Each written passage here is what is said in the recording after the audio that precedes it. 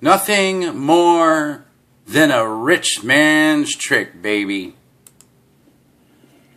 Rich men have been hiring thugs to do their dirty work, especially to frighten people, since human civilization began. What people have to try to appreciate is that Nazism, in reality, was simply the first time in human history that the rich had enough wealth to hire an entire country of thugs to do their dirty work. And that's true. You'll see as this video progresses here, they hoodwinked a whole nation. And here's the funny thing, folks. If you were born after World War II and you were in school, you were taught about all these heinous crimes that one person did. They'll name one person and all the millions of people that did all the heinous crimes themselves, not the leader per se, actually got out there physically and committed those crimes. So all of these people right here, the order followers, okay, they committed the crimes. They get a pardon because they're honoring their country and they're following orders. So they don't get in trouble usually most of the time. But these really are the criminals. And it's a hard concept to accept. But these are the actual dangerous people because they accepted a reality of absurdities that was being spewed out of somebody's mouth that they actually really don't even know, tell you the truth. And by chasing their flag and being honor to their nation and not knowing the truth, they're just going to blindly follow these orders because somebody told them that they need to do this or something bad going to happen to them. Then also you didn't learn in school that that these people, all right, are what created this mess. And it was a handful of people, but they were able to manipulate the masses, okay, that committed all these atrocities against each other, all right?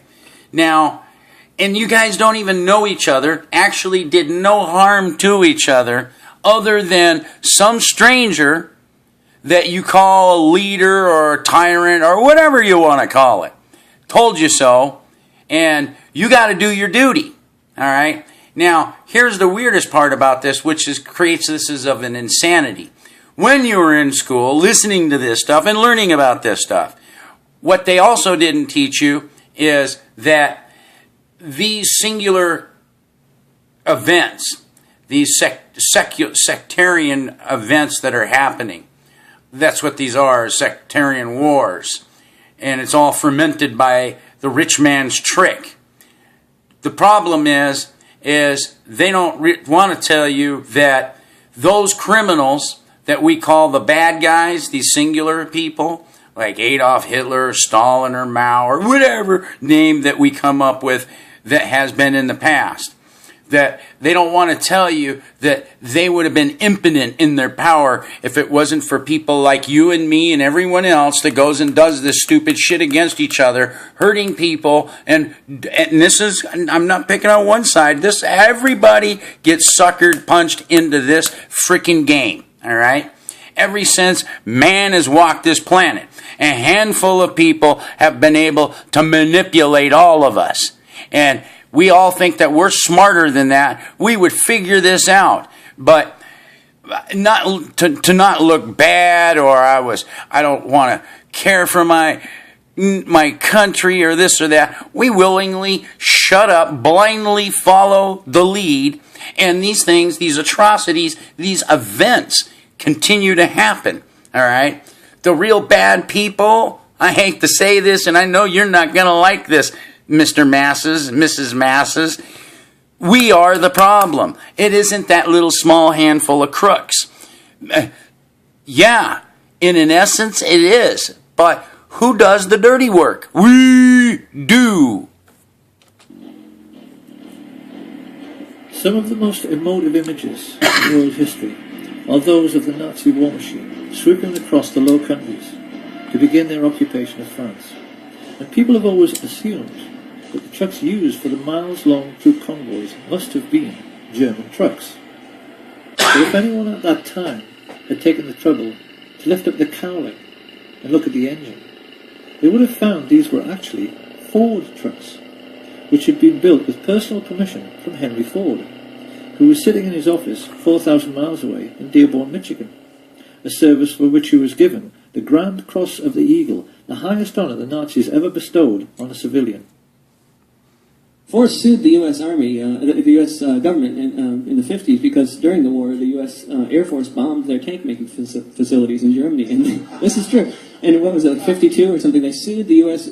government for destroying their factories. And they won. They won the lawsuit. So I had to write a little song for Henry here.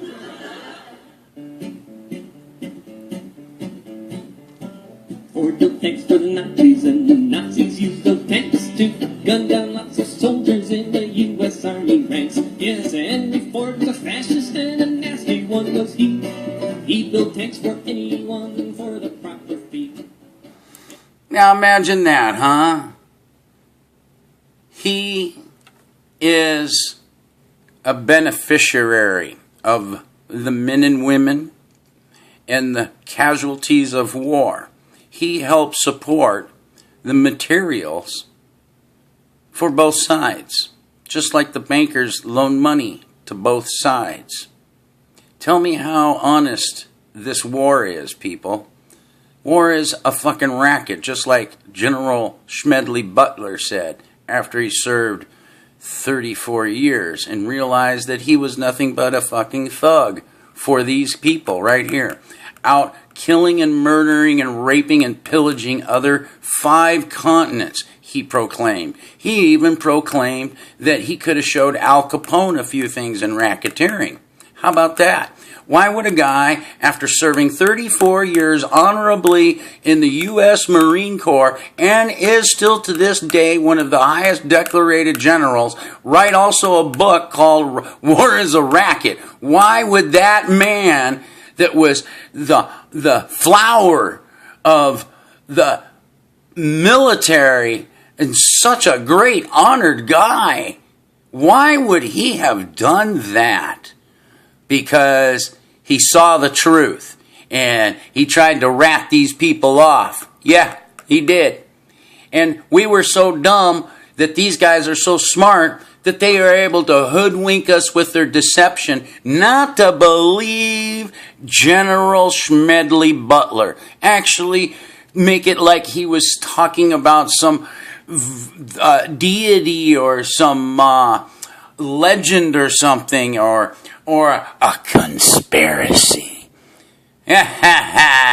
What is a conspiracy? Go look that word up. It means more than one person involved in some sort of criminal activity. That is a conspiracy, ladies and gentlemen. It's not a trigger word to turn you off and not listen to what this person's trying to tell you. Do you get it? All right, let's get back to the show.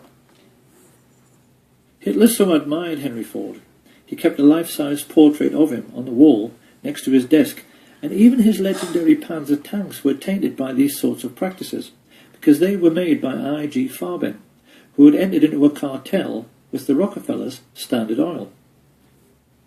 Imagine that. My whatever. Imagine going to World War II and you get wounded. Yeah. And then you come to find out you got wounded by the same freaking shit that now you're driving this Ford at home, but you realize now, because if you realized it, you would have went, God dang it, I flew, I swam, I did all these things back over there in some foreign land, and my real enemies were right here at frickin' home. The government in Washington knew all about this, and largely did not Licensing arrangements for trading with the enemy in wartime were issued without any That fuss, is the house even to the of all extent the that criminals. after the occupation of France, the Chase and Morgan banks in Paris simply carried on doing business as usual. The incredible truth, which the rich elite have managed to hide from the world for 70 years through Who's their control that? over school books and our education system, is that the Nazi war machine was actually an American business. Sure And for was, the baby. Rockefellers, DuPonts, Harrimans, Walkers, and Bushes in particular, it was a highly lucrative business. American For people their are so part, naive and stupid. Coca-Cola's contribution to the war effort was to sell billions of soft drinks to the thirsty Nazis, while they were strafing and bombing Allied soldiers, particularly in very hot regions. In the desert, where refrigerators tend to be scarce, there were even stories of Messerschmitt pilots wrapping wet towels around bottles of Coke, tying them to their aircraft, then flying up to altitude, where the cold and the wind chill turned the wet towel into a solid block of ice. They would then dive down, crack open the towel, and enjoy an ice-cold Coke in the desert. If they had wanted to, the Western multinationals could have grounded the Luftwaffe and stopped the war at any time, because the German aircraft were totally dependent on imported supplies of tetraethyl lead, an additive which prevents knocking in aero engines. But Standard Oil kept the supply of this vital resource going through neutral Switzerland for the entire war. And any Dutch people who might be wondering at this point what kind of percentage the Swiss took from this little arrangement, they need to be aware that thanks to Prince Bernhard von Lippe of the Netherlands, the father of the recently retired Queen Beatrix and prominent member of the Nazi Party, Royal Dutch Shell gave Hitler millions of tons of crude oil for nothing. The Dutch royal family actually fueled the invasion force which annexed Holland and were instrumental in helping the Nazis to rape their own country. But most shocking of all is the truth of what really happened in the little Polish town of Oświęcim. This sleepy little hamlet just happened to be in an extremely mineral-rich region, particularly for coal, which Western industrialists had wanted to get their hands on for years. With the coming of the Hitler regime and the invasion of Poland, the fascist financiers had the bright idea of turning this conquered region into an investor's paradise by building a Nazi concentration camp near the town and utilising the slave labour available to drastically reduce their own production costs. Few people are aware of the gigantic scale of the Nazi concentration camp network and are blissfully unaware that the real purpose behind their construction was to make a profit for the rich, which is why they stole all the gold watches, gold wedding rings and gold teeth fillings and melted them down into gold ingots. To this day, there are bars of gold lying in the vaults of the Bank of England, which have the Nazi swastika stamped on them. Gold stolen from Jewish corpses. It shouldn't come as any great surprise that George Herbert Walker's family were slave owners on the cotton plantations of 1930s America. Walker was used to organising slave labour. So while his business associate, Averell Harriman, was paying for Hitler's 500,000 SS troops and supplying them all with brand new Thompson submachine guns, because he did, Walker took over the management of this new Polish concentration camp. And when his Nazi friends started complaining that they couldn't pronounce the name Oświęcim any better than I can, they all got together and decided they had better Germanise the name into something which sat more comfortably on Nazi tongues. It was in this way that the world first heard of Auschwitz. Because the truth about Auschwitz and the entire Nazi war machine is that they were essentially no different to McDonald's. They were American business enterprises abroad, businesses which the richest European families invested in, and businesses which, because of slave labour, made obscene profits, which Prescott Sheldon Bush took Getting and the placed picture in a yet? grand trust, which later financed a Bush political dynasty which produced two presidents of the United States, his son, George Herbert Walker Bush, and his grandson, George Walker Bush. This picture of the railway leading into Auschwitz has, since World War II, become the iconic image of the Holocaust. To us it now represents something like the gate to hell. But how differently, one wonders, would we have looked at this image all of our lives if we had always known that this railway line was an American railway line laid by the Harriman brothers on behalf of Uncle Sam. The Standard Oil IG Farben cartel even made the Zyklon B gas for the Jewish Holocaust. Now, anyone who at this point is thinking that all this simply cannot be true, because if it was, someone would have sued, well, someone did.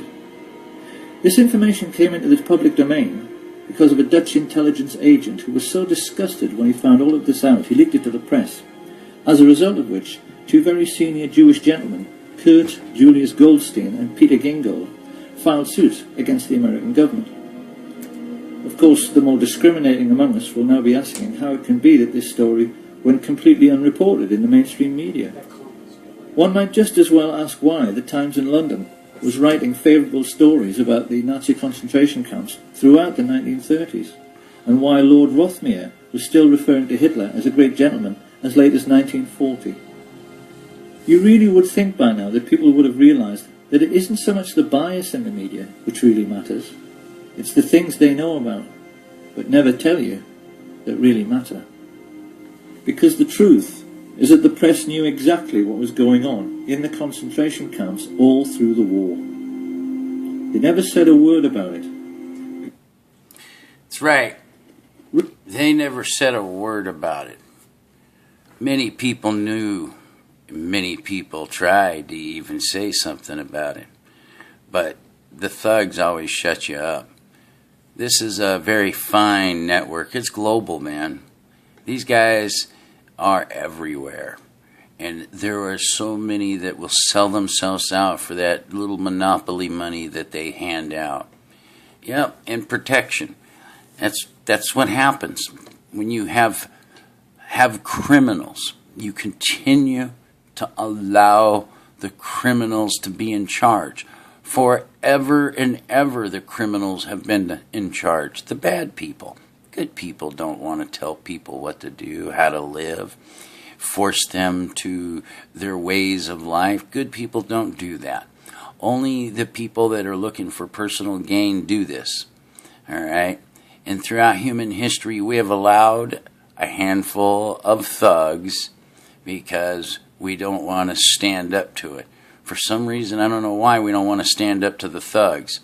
So, and realistically, to sum this up, for all of humanity, all the whole time, everything in history that has been taught to you about the good guys and everything, they're bad guys.